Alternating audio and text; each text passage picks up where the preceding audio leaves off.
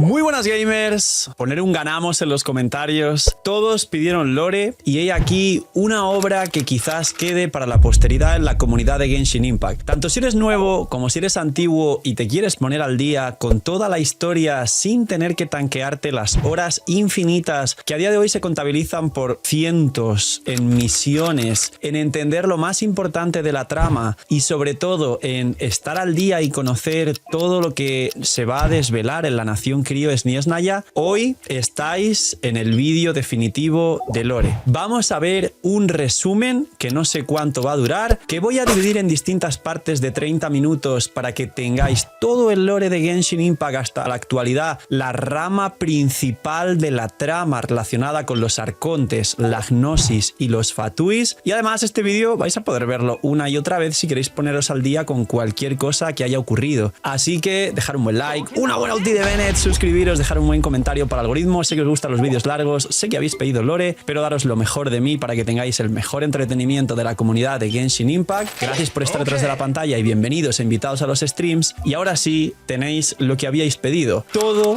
el lore de Genshin Impact hasta Sniesnaya. He de decir, como siempre, algunos disclaimers importantes. No voy a añadir nada de mi cosecha, no soy un lore crafter, aunque traeré vídeos de lore no con lo que yo plantee, sino simplemente si todo esto funciona y se pone interesante, con lo que vosotros votéis como temática para intentar hacer un vídeo o bien semanal o bien mensual al menos de lore para que os pongáis al día con todo lo importante, pero sobre todo para que os ahorréis las horas de texto. Así que simplemente me voy a limitar con muy buena edición, así que también quiero que este vídeo lo apoyéis bastante por los editores o que lo veáis hasta el final y si consideráis que han hecho un buen trabajo, apoyarlo mucho, pues que básicamente es un recap, es un resumen, es una narración para que estéis al día. Así que, sin ir más lejos, comencemos. Lo primero es que sabemos todos el prólogo de Genshin Impact, los gemelos, Celestia y el verdadero conflicto. Es decir, la escena inicial del juego comienza con los gemelos que llegan desde otro mundo, ya sabéis que esto nos han explicado mucho más, y cuando intentan abandonar Teyvat, en este caso, diosa desconocida, pero ahora sabemos que es una de las 4 sombras de Phanes, Asmodei, los derrota y los separa. Además, crea, digamos, un espacio de tiempo entre los dos que se narra posteriormente. El protagonista despierta siglos después, conoce a Paimon y comienza a recorrer las 7 naciones buscando al otro gemelo. Esto es la trama, esto es, señor Arconte número 1, ayúdeme, le ayudo si usted me ayuda después y cuando le digo que le voy a ayudar porque usted me ayudó, le mando con el siguiente Arconte. Ya lo conocéis también. Al principio parece una historia de reencuentro, pero progresivamente se convierte en un conflicto entre Celestia, los Arcontes, Khaenri'ah, el Abismo, los Fatui y por desgracia los propios gemelos, ya que hay puntos entre los dos en el que hay una historia que tiene que ser desvelada y que nos enteraremos posteriormente y que aún no conocemos todo sobre esa historia y que vamos a tratar a Eder, que es el protagonista canónico, como vamos a decir el personaje jugable y vamos a tratar a Lumine como la princesa del abismo, la cual ahora ya conocemos más de su historia, pero no todo. La gnosis, que son las fichas de ajedrez que tienen los arcontes y que les otorgan su poder y que están a su vez otorgados por Celestia, parecen inicialmente símbolos de poder de estos arcontes. Más adelante descubrimos que están relacionadas con las autoridades robadas a los dragones soberanos que estaban en Teyvat antes de la primera guerra y que fueron creadas usando los restos del tercer descendido. Aquí vamos a recordar que también están los descendidos y que el viajero es el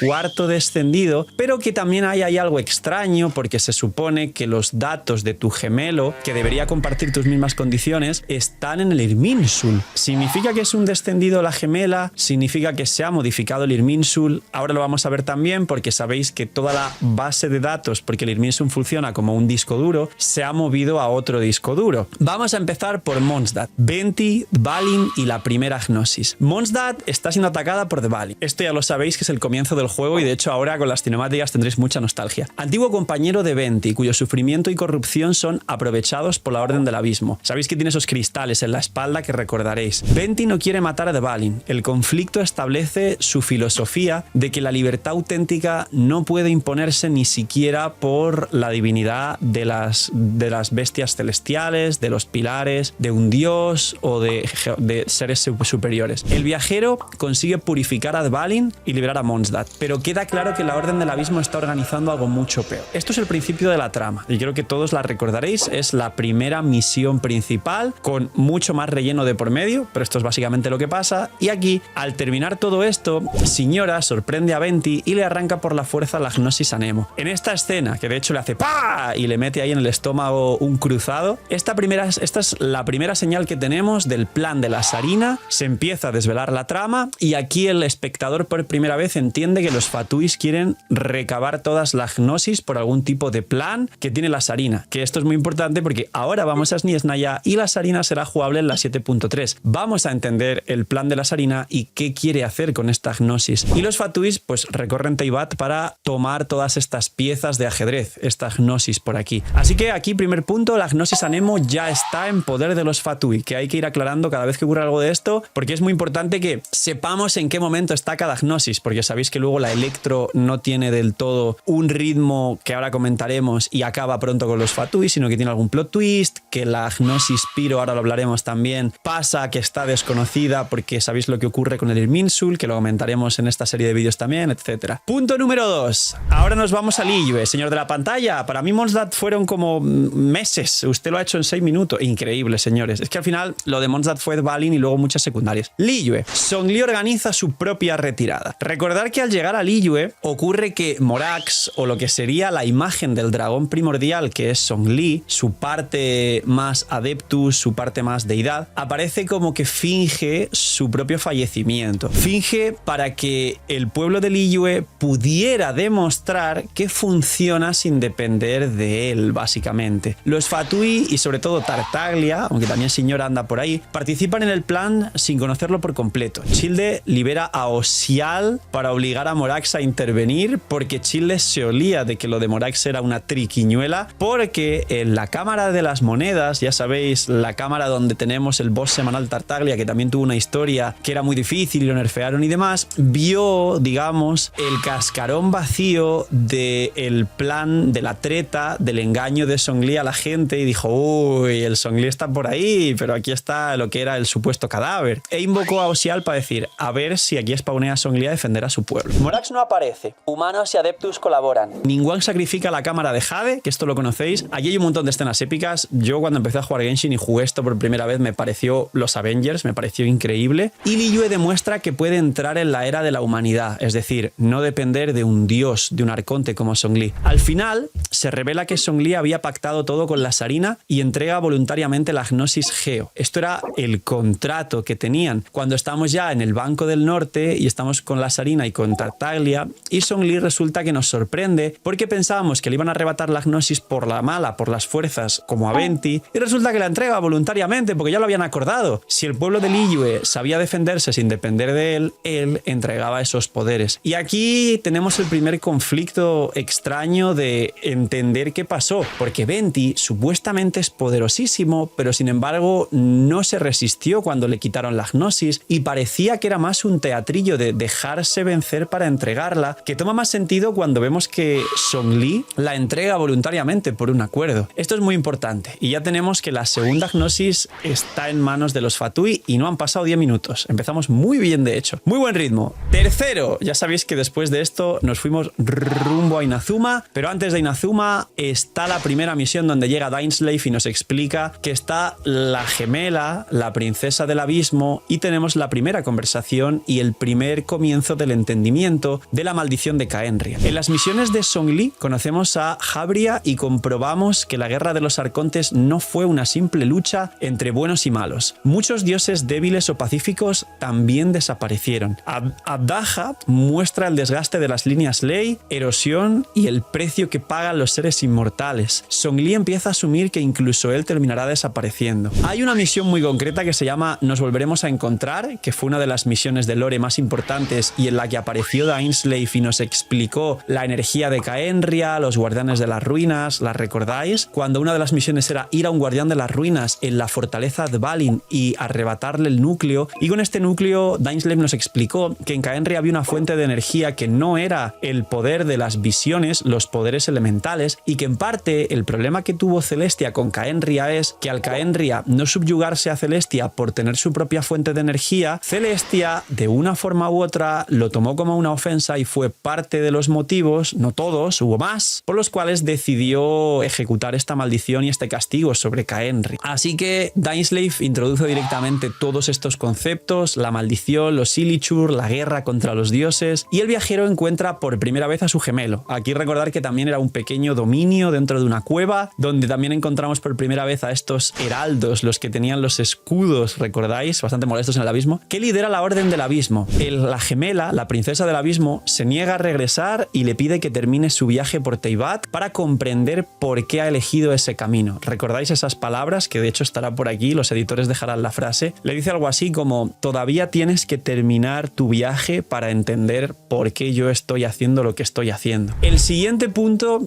ha habido por ahí lore entre medias, pero la trama principal nos lleva a Inazuma. En Inazuma, Ei, Raiden, Baal, la Shogun, la Eternidad y una Gnosis que ya no tenía. Lo primero es recordaros que Raiden y Makoto son dos hermanas. Makoto es Baal y Raiden es Belcebú, es la Shogun Raiden. Y Makoto, Baal, la hermana, ya no se encontraba entre los vivos, y Raiden, que es su gemela, había hecho una eutimia, un plano independiente para quedarse ahí por la eternidad, mientras había una marioneta que era la que estaba gobernando y ejecutando el decreto de, bueno, que todo el mundo decía que era Cuba, de broma, que era el decreto, era el cierre de fronteras y la captura de visiones. Estaba quitándole las visiones a todos los ciudadanos de Inazuma. La primera vez cuando llegamos pensamos, uy, qué mala, pero claro, años después, sabiendo todo lo que pasaba, se comprende en cierta manera que el eliminar las visiones era eliminar el poder que tenía Celestia sobre la nación de Inazuma. Y vaya, otra vez es sumamente sospechoso porque Raiden está de acuerdo con la Sarina de una forma u otra, al igual que Song Li, al igual que Venti. ¡Qué curioso! La Shogun confisca todas las visiones de sus ciudadanos en nombre de la eternidad. La verdadera Ei se encuentra en el plano de la Eutimia, como os decía antes, después de perder a Makoto, a su hermana, y prácticamente todos sus seres queridos. La marioneta gobierna siguiendo unas instrucciones rígidas. Los Fatuis, sabéis que estaban manipulando todas las comisiones, distribuyen engaños, alimentan la guerra civil que había en Inazuma entre la resistencia, recordar que eran Gorou, Kokomi, y luego estaba pues el Shogunat. Y Signora es derrotada porque cuando en medio de la guerra civil y cuando vais ahí al palacio y ocurre ese encuentro entre Kazuha y Raiden, que lo estaréis viendo por aquí, Signora consigue infiltrarse directamente para pelear con Ei y le fuerza a que entregue la Gnosis. Raiden dijo, por mis santos ovarios, y la mandó con Jesucristo. La convirtió en incienso, la convirtió en cenizas. Esta famosa escena que está por aquí es literalmente uno de los momentos más impactantes de la historia de Genshin Impact, ya que había un montón de gente pensando que algún día Signora fuese jugable. Y ahora recuerdo que en SNES Naya están utilizando la imagen de Signora un poco a modo de nostalgia, con flashbacks de Sandrone, con alguna historia anterior para explicarnos el lore posterior, donde por supuesto a nivel cronológico Signora estaba viva porque era antes de los sucesos y demás, y ocurrió, como digo, este punto de inflexión, este antes y después en la comunidad de Genshin Impact, donde vimos por primera vez fallecer, además para siempre y de forma definitiva, a un personaje. Aún se puede entrar y pelear contra el boss semanal de Signora, pero el personaje definitivamente no es jugable. Ya Emiko revela que Raiden le había entregado hacía mucho tiempo la Gnosis Electro porque ya no la necesitaba. Entonces recordar que la tenía ya Emiko, y recordar que además después cuando nos asalta Scaramouche y nos derrota, ya Emiko, para salvarnos, para salvar al viajero, entrega la Gnosis Electro a Scaramouche, al Scaramouche malvado, no al actual. Y aquí también recordar que Scaramouche no le da la Gnosis a los Fatui o a la Sarina, se la queda porque sabéis que luego hay un arco en Sumeru, que entraremos en todo ello después, que junto a Dottore tenían un plan para crear una divinidad, un mecha a través del poder de esta Gnosis Electro, que ahora entramos con ello. Siguiente punto, el cierre del arco de Raiden y el regreso a Caenria cuando nos fuimos a Sima, en la 2.6 y 2.7 de Inazuma, cuando vino Yelan. Para mí Sima, además, apunte del señor de la pantalla, fue la zona que más me gustó, sinceramente, de Genshin Impact de explorar. Yo sentí que igual tiene que ver seguramente el contexto de justo empecé a crecer mucho creando contenido, igual lo disfruté mucho jugándolo en stream,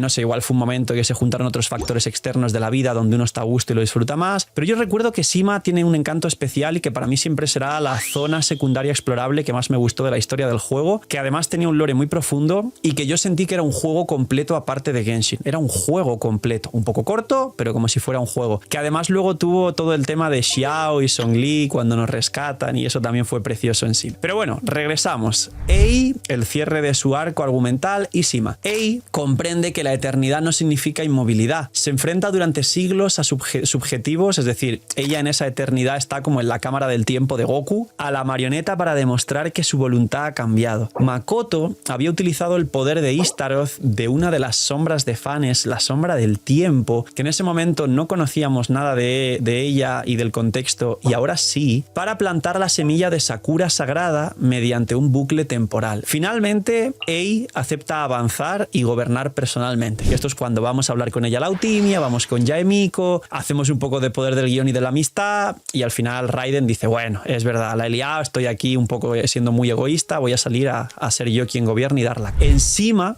Dainsleif intenta impedir que la Orden del Abismo use un dispositivo para eliminar la maldición de los habitantes de Caenria. ¿Recordáis aquella escena donde Dainsleif reconoce que uno de los Husk es un amigo suyo y ese amigo se sacrifica? Cuando nos explican en Caenria y nos quedamos todos locos que los Silichurls, los magos del abismo y la mayoría de criaturas del abismo son en realidad ciudadanos de Caenria con esta maldición y que están sufriendo continuamente, aquí nos explotó a todos la cabeza encima, y por eso para mí fue una de las revelaciones más importantes de Genshin. El intento no los cura, únicamente les provoca un sufrimiento insoportable. Halfdan, que es el amigo de Dainsleif, que era un Husk, se sacrifica y queda claro que la maldición celestial no puede eliminarse mediante una solución sencilla. Y nos dejó esta escena donde a los ojos de Dainsleif, Halfdan se sacrifica cayendo encima de este activador, de este pilar que está aquí, que realmente era esa máquina que estaban preparando dentro de Sima, donde pensaban que esto iba a solucionar las cosas y obviamente no soluciona nada. Ahora empieza lo bueno, vamos casi 20 minutitos, queda un montón, pero vamos a entrar a Sumeru. Por eso os dije que igual lo dividía en partes de 30 minutos. Ha vuelto Lootbar y ya no solo tenéis la plataforma más estable, segura y confiable del mercado, con el código LOOKUP tenéis un descuento en los packs de Genshin, además del cashback, lo que os permite conseguir los packs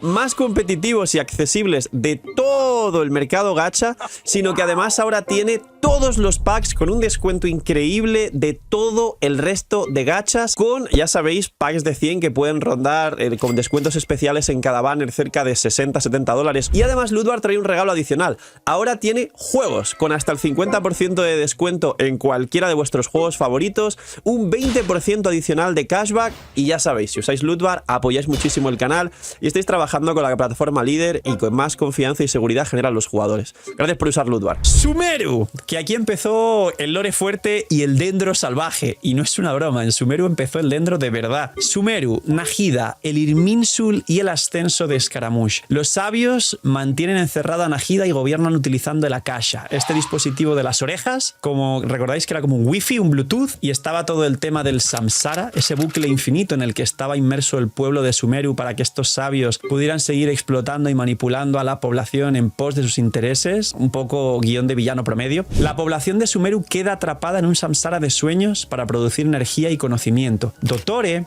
colabora con estos sabios en las sombras para convertir a Scaramouche en un dios artificial, utilizando la Gnosis Electro como núcleo de su divinidad. El viajero, Nahida y sus aliados consiguen liberar al arconte que estaba presa. He dicho Nahida, me he equivocado, perdón. El viajero y todo el equipo de personajes de Sumeru consiguen liberar al arconte, infiltrarse en la cárcel que tenían dentro de la universidad y consiguen derrotar a Scaramouche, donde en el laboratorio de Dottore estaban haciendo al super mecha.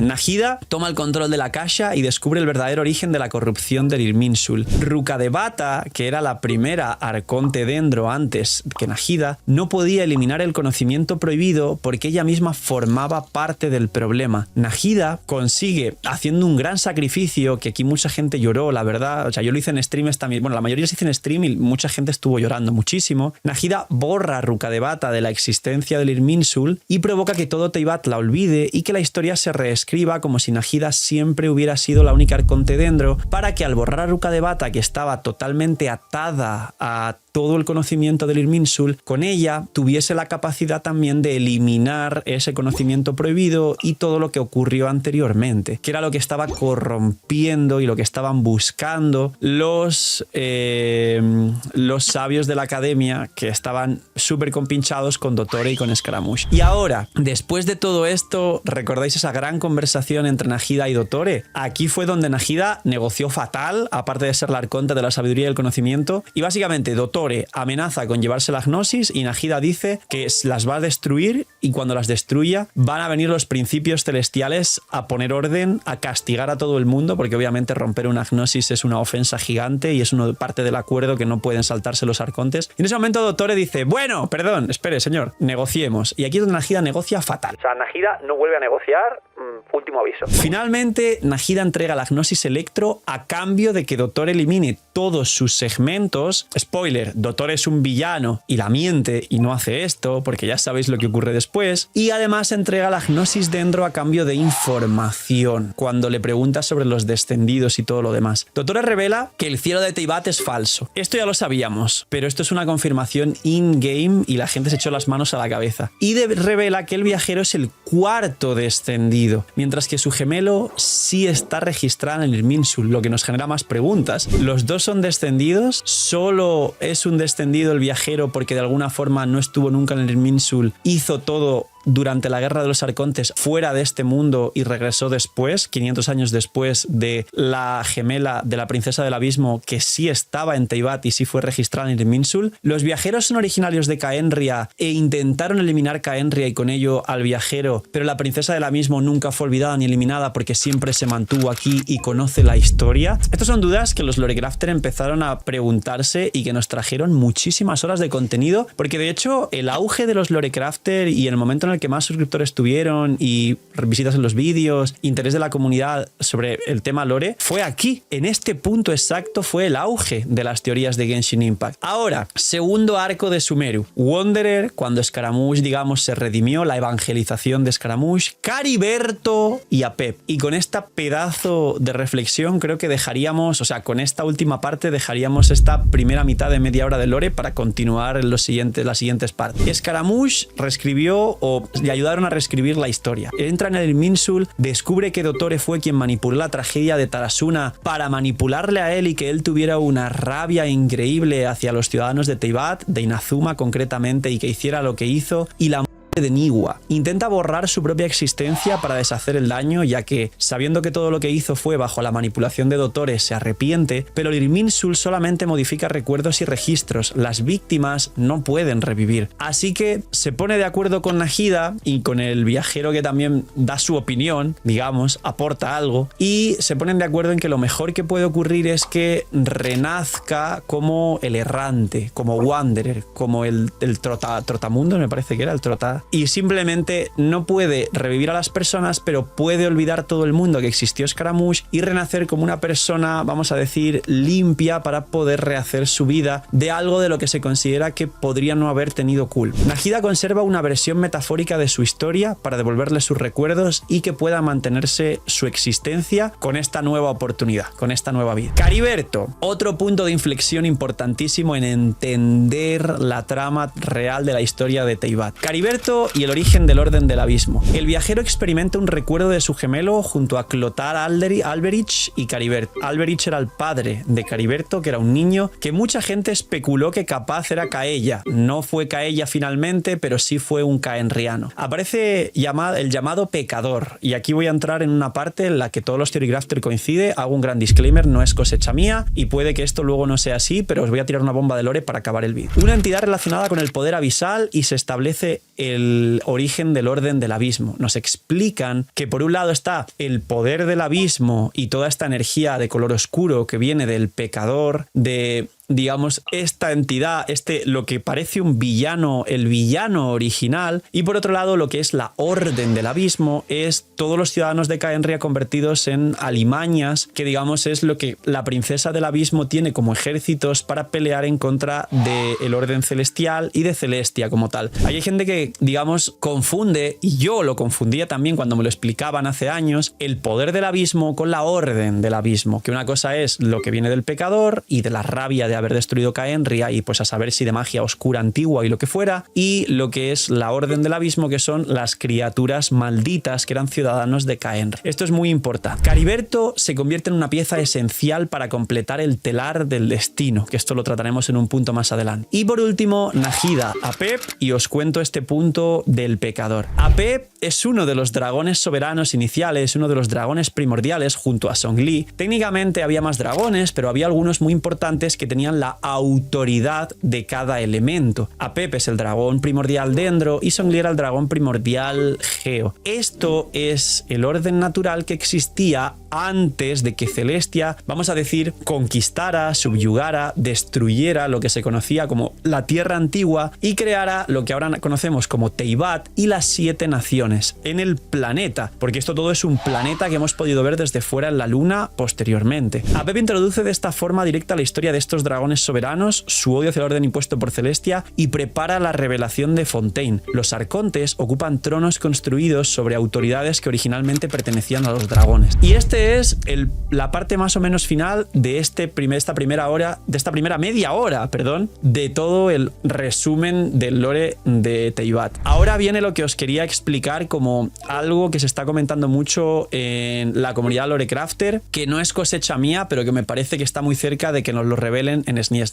Este pecador se está diciendo que es Nibelungo, y Nibelungo se está comentando que es muy posible que sea, digamos, el dragón primordial que más autoridad tenía, es decir, el rey de los dragones, pero que con todo el lore que hemos descubierto en la Luna, que lo comentaré más adelante, Nibelungo, que ya no solo sería nada relacionado con Khaenri'ah, sino sería otra entidad distinta que también ha sufrido la maldición de Celestia y también tiene un odio desmedido hacia Celestia, tuvo, vamos a decir, una expulsión, un viaje, no lo sé, se ausentó de Teyvat cuando ocurrió todo esto, dejando, digamos, desprotegidos a todo el resto de dragones primordiales que estaban en Teyvat. Y él, mientras no estaba en ese momento en Teyvat, ocurrió que toda la llegada de Celestia y la, vamos a decir, conquista y la guerra, la primera de todas las guerras que hubo y demás, y luego Nibelungo, cuando regresó y se encontró con que ya no existía nada de lo que conocía antes, tampoco sabemos mucho de este lore, pero de una forma u otra toda esa ira, esa rabia y quizás también parte de la maldición de Celestia lo convirtió en este pecador, generando este poder del abismo que nada tiene que ver con Khaenri'ah y la orden del abismo, que son todas las criaturas que en su momento fueron ciudadanos de Khaenri'ah. Esto es algo que se está terminando de confirmar, nos lo confirmará el juego. Igual mucha gente dirá, si está confirmado porque en tal libro, tal página, no sé qué, está en construcción. Hay fuentes que lo confirman, fuentes que todavía dicen que es una teoría que no está confirmada, pero es una bomba que os dejaré en cada una de las partes de este lore para que tengáis ganas de verlo hasta el final. En el siguiente capítulo vamos a empezar por Fontaine, con Focalors, con Egeria y la antigua Arconte, con el dragón primordial Hydro, que es Neuvillette, con la soberanía del poder de la visión y la gnosis Hydro, y con toda la trama de Fontaine. Así que los que habéis llegado hasta el final, 1.000.000 de gracias, espero que hayáis disfrutado muchísimo, dejar un buen like, una buena ulti de Bennett, tenéis la primera parte del resumen del lore antes de SNES Naya y esperar con ansias y con ganas la segunda parte, compartirlo a todo el que quiera ponerse al día con Genshin Impact, y yo creo que en cuestión de 1 hora y media como muchísimo, no creo que llegue a 2 horas con todo el lore, igual menos, os voy a ahorrar de verdad que cientos de horas de todas las misiones principales para que estéis al día con la trama. Cuidad mucho, tener muy buen día, no sé, miñis